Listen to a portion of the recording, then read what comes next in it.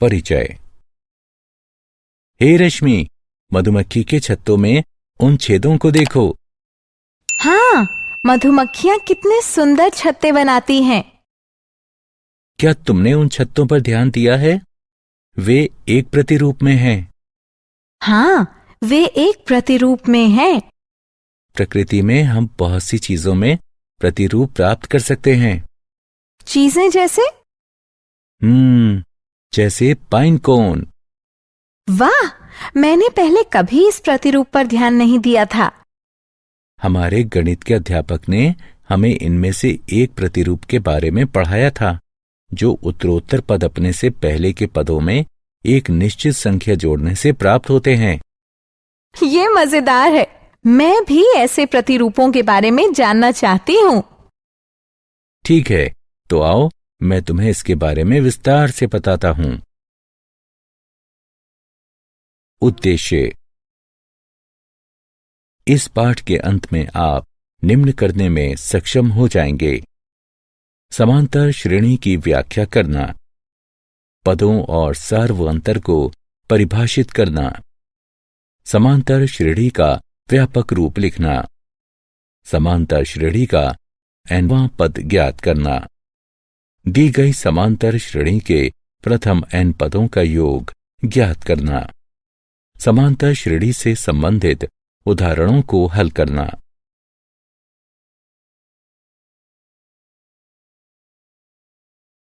परिभाषा।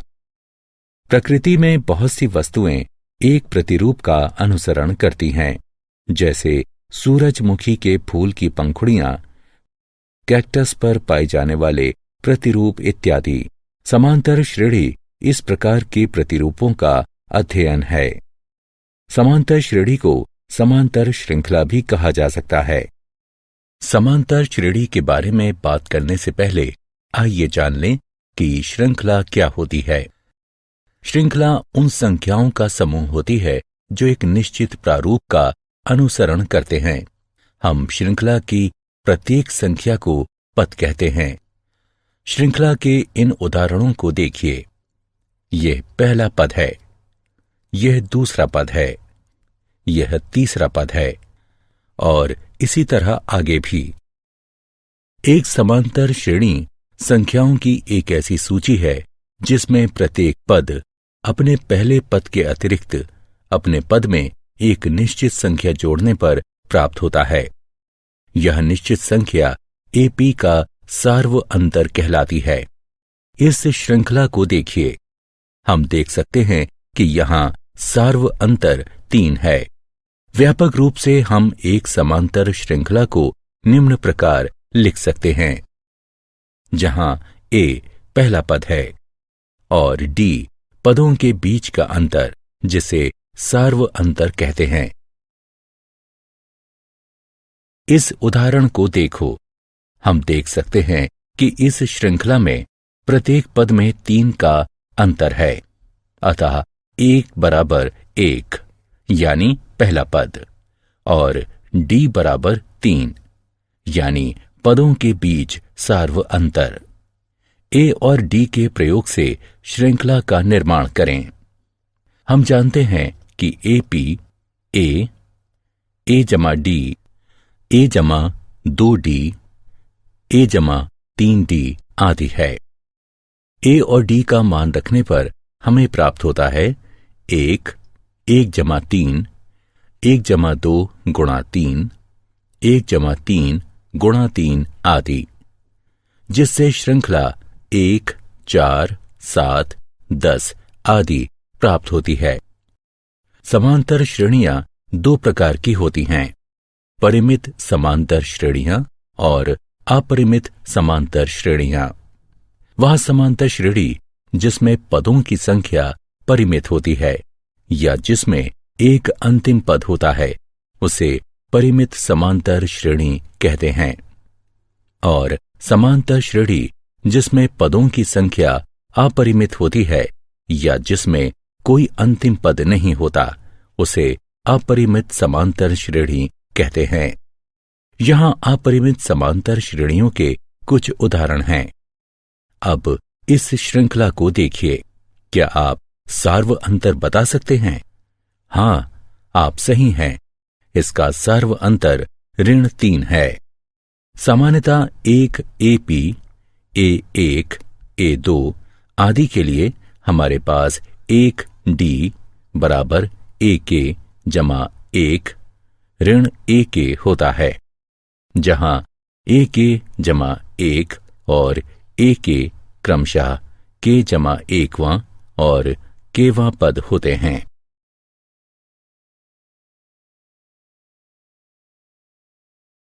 उदाहरण। आइए कुछ उदाहरण हल करें। इस श्रृंखला को देखिए। हम ज्ञात करेंगे कि ये संख्याएं AP बनाती हैं या नहीं। यहां A1 ऋण 3 है, A2 ऋण 3 है, A3 ऋण 3 है, इत्यादि। आइए A2 ऋण A1 ज्ञात करें, जो कि 3 ऋण 3 के बराबर है, जो कि 3 जमा 3 बराबर 6 के है। साथ ही A3 ऋण A2 बराबर ऋण 3 बराबर ऋण 6 है। इसी तरह A2 ऋण A1 A3 ऋण A2 के बराबर नहीं है। दी गई श्रृंखला समांतर श्रेणी नहीं है।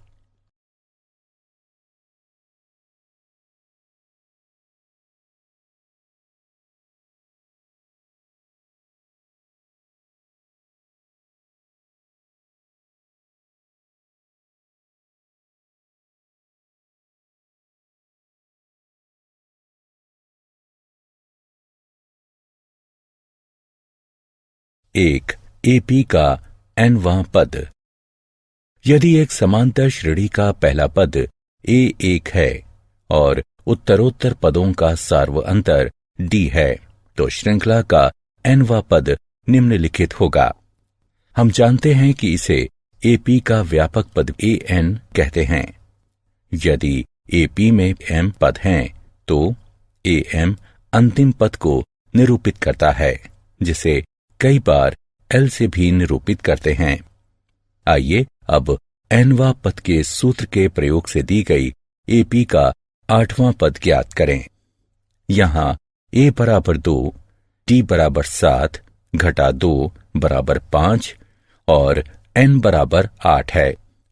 हम जानते हैं कि AN बराबर A जमा N घटा 1 D। अतः A8 बराबर 2 जमा 8 ऋण 1 गुणा 5 बराबर 2 जमा 35 बराबर 37। अतः दी गई AP का 8वां पद 37 है।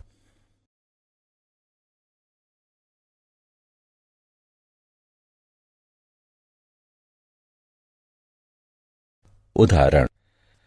वह AP ज्ञात कीजिए जिसका चौथा पद 6 और 7वां पद 9 है। हल। दिया गया है कि चौथा पद 6 और 7वां पद 9 है। अतः A4 बराबर A जमा 4 घटा 1 D। इसलिए जो A जमा 3D बराबर 6 के है, इसे 1 के रूप में अंकित कीजिए। और A7 बराबर A जमा 7 ऋण 1 D, जो कि A जमा 6D बराबर 9 के है, इसे 2 के रूप में अंकित कीजिए। अब रैखिक समीकरण युग्म 1 और 2 को हल करने पर हमें प्राप्त होता है A बराबर 3 और D बराबर 1। अतः वांछित AP 3, 4, 5, 6, 7 है।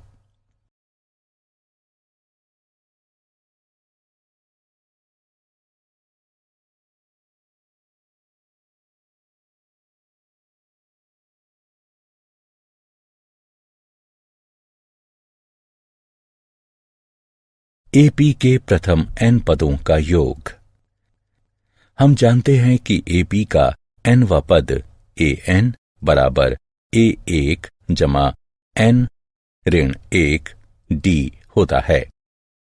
मान लीजिए कि AP के प्रथम n पदों का योग S है, अतः हमारे पास है S बराबर A जमा A जमा D जमा A जमा 2D जमा इत्यादि जमा A जमा n ऋण 1 D। इसे 1 के रूप में अंकित कीजिए। अब हम इन पदों को उल्टे क्रम में लिखेंगे, अतः हमें प्राप्त हुआ S बराबर A जमा n ऋण 1 D जमा A जमा n ऋण 2 D जमा इत्यादि जमा A जमा D जमा A। इसे 2 के रूप में अंकित कीजिए। अब 1 और 2 का योग करने पर हमें निम्न प्राप्त होगा। ये AP के प्रथम n पदों का योग है। इसे हम निम्न रूप में भी लिख सकते हैं। हम जानते हैं कि A जमा n ऋण 1 D AN है, अतः S हो जाता है n बटे 2 गुणा A जमा AN। हम अंतिम पद AN को L के रूप में भी लिख सकते हैं, अतः S हो जाता है n बटे 2 गुणा A जमा L। हम इस परिणाम का प्रयोग उस समय कर सकते हैं जब AP का प्रथम और अंतिम पद ज्ञात हो और सार्व अंतर ज्ञात नहीं हो।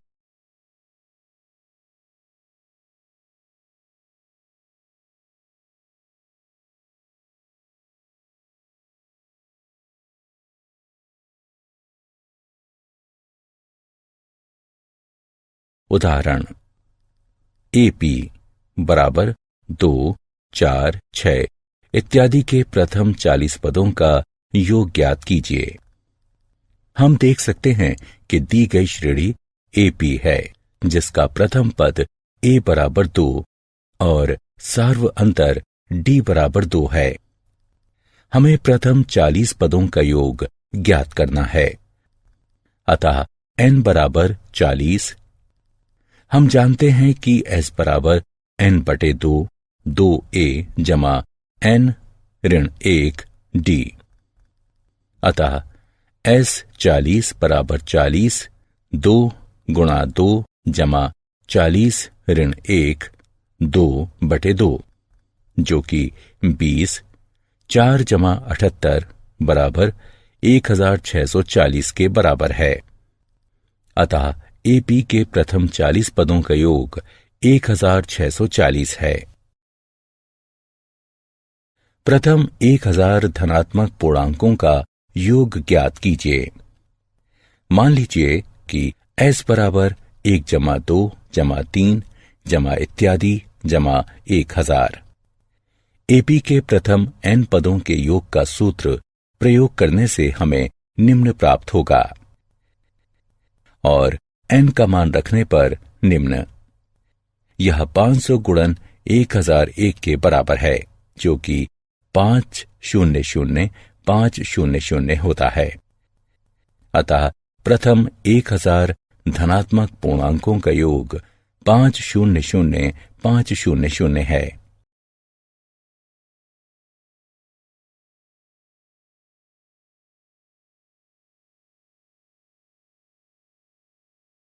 प्रथम n धनात्मक पूर्णांकों का योग ज्ञात कीजिए।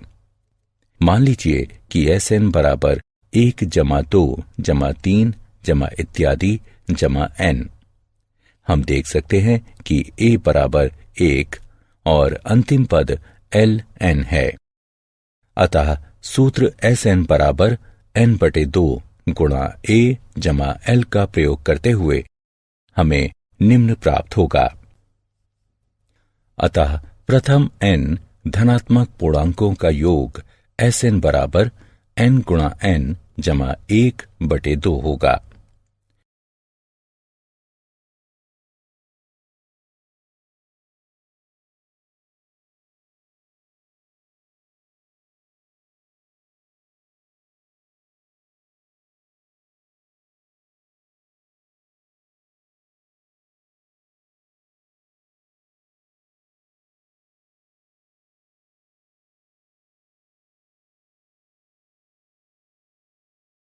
उस एपी के प्रथम 19 पदों का योग ज्ञात कीजिए जिसका nवां पद 2n जमा 1 है। क्योंकि nवां पद 2n जमा 1 है, अतः प्रथम पद बराबर 2, 1 जमा 1 बराबर 3, द्वितीय पद बराबर 2, 2 जमा 1 बराबर 5 आदि, और 19वां पद बराबर 2, 19 जमा 1 बराबर 39। अतः संख्याओं की सूची जो हमें प्राप्त होती है 3, 5, 7 इत्यादि 39। अब S19 ज्ञात करना है। हमारे पास है n बराबर 19, a बराबर 3 और l बराबर 19। अतः S19 बराबर 19/2 गुणा 3 जमा 39 है। यहाँ 19/2 गुणा 42 के बराबर है। अतः एपी के प्रथम 19 पदों का योग 399 है। क्या आप जानते हैं एपी का nवां पद उसके प्रथम n पदों के योग और प्रथम n-1 पदों के योग का अंतर होता है, यानी an बराबर sn ऋण sn ऋण 1।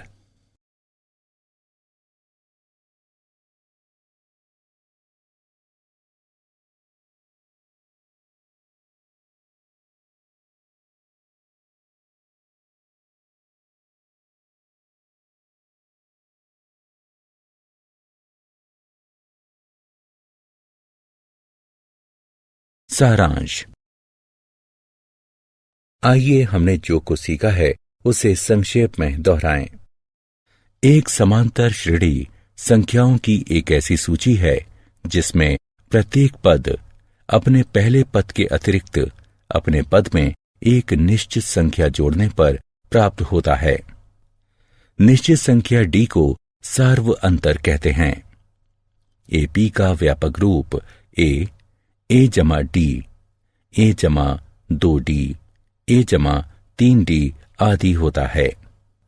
एक एपी जिसका प्रथम पद a और सार्व अंतर d हो, उसका nवां पद या व्यापक पद an बराबर a जमा n-1 d होता है।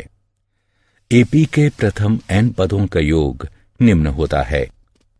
यदि L परिमित एपी का अंतिम पद यानी nवां पद है तो एपी के सभी पदों का योग निम्न होता है।